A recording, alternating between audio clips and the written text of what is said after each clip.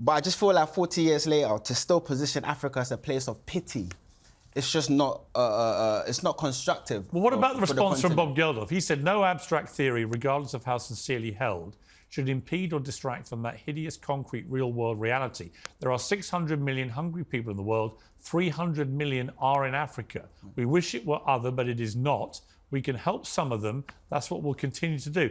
Does he have a point, Fuse? I mean, you know, if half the world's hungriest people still live in Africa, what is wrong with him continuing to prick the conscience of prosperous people outside of Africa to help? Yeah, just to put into context, 300 million people, there's 1.4 billion people in Africa, right? My issue is that there's a way that we can still help people without having to take away their pride and dignity. There's 95.5 million people that can't afford a proper meal in Europe.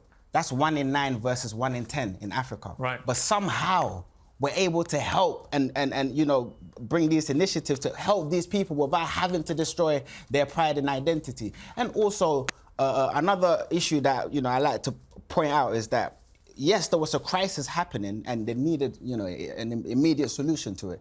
But it branded the whole of the continent as a place of famine and war and poverty and death. But it was just a crisis in one country. And I always give the example of, you know, Ukraine being in crisis and all of a sudden the whole of Europe is war-stricken. Yeah. You know, so we just have to be very careful with the way that we execute, because I understand the sentiment of wanting to help, because it's great to help, especially when there's a crisis. We all need to come together to help. But please, let's be mindful about how we actually execute these helps, because sometimes, well, in our scenario for Africa, it has crippled us over the 40 years. And I understand that in the short term, it helped. And, you know, I'm grateful that, you know, it helped at the time. But let's also look at what is caused now. Okay,